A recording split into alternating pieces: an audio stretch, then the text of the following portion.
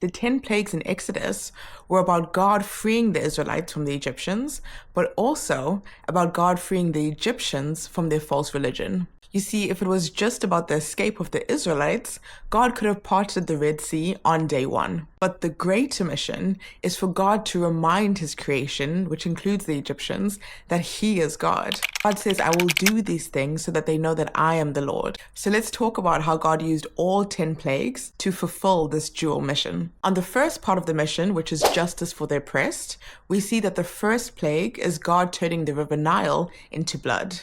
Now, why is this justice? Because Pharaoh had ordered a decree that all of the male Hebrew sons that were born were to be drowned in that same Nile. God is saying to Pharaoh and the Egyptian rulers that the blood of the innocent is not forgotten. First, God makes a judgment. By turning the Nile into blood, he's saying, I declare you guilty of the blood of the lives that you killed in this water.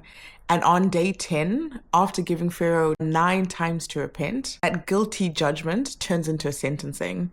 And God takes all the lives of the firstborns across Egypt, including Pharaoh's own child.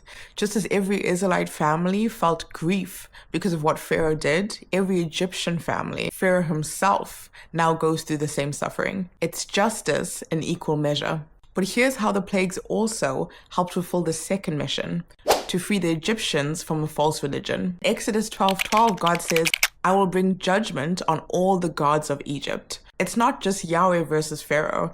God is confronting the entire religious system of Egypt. A system that has confused people into worshiping creation, God's creation, instead of the creator, God himself. You see, the Egyptians worshipped the sun. They had a sun god called Ra. The sun is God's creation. And so God makes the sun go dark. I'm talking pitch black at 2 p.m. to show the Egyptians that this false god that they think that has power over the sun has no power at all. It's actually God who has the ultimate power. He does this with the frogs. The Egyptians had a frog goddess called Heket, who was responsible for fertility. They gave this false god the image of a frog. And so God causes his frogs, his creation, to overwhelm humanity. Frogs were everywhere. They were in pots, pans, beds, toilets, everywhere. And God is showing that this false deity, this false frog god that you think is responsible for fertility, has no control on reproduction whatsoever. The millions of frogs show a lack of control over reproduction. But God doesn't just expose these false gods, he also exposes the spiritual leaders that prop up this religion. You see, Pharaoh has his own spiritual leaders. In the Bible, they're referred to as magicians. And these spiritual leaders mimic God's own power. So when Moses turns a staff into a snake, the Egyptian spiritual leaders do the same thing.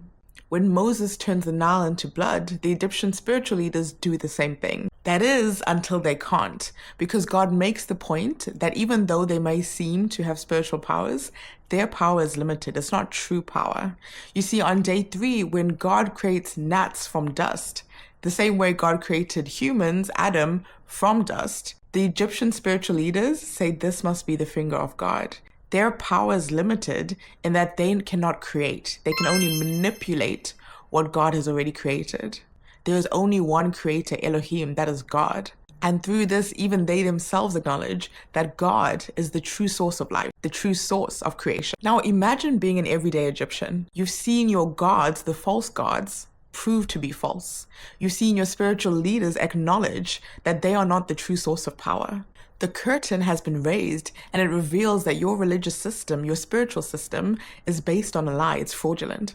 What do? Well, it turns out some of the Egyptians saw this revelation, turned from their old faith, and followed God. When God calls the Israelites out and they finally leave, it says a mixed multitude went with them. Mixed multitude being a multi-ethnic group. It wasn't just the Israelites who left Egypt. But some of the Egyptians, these North Africans themselves, followed God after God revealed himself. And when you consider other verses in the Bible, like Isaiah 19, when God says, "Blessed be Egypt, my people, and Israel, my inheritance," we see that God's heart isn't just for his chosen, but for all of his creation. And even though it might feel like their world or your world is falling apart, God is just trying to reveal that you've been trusting. You have been building your life in the wrong thing, in empty things. And he's calling you to build it in him, a firm foundation.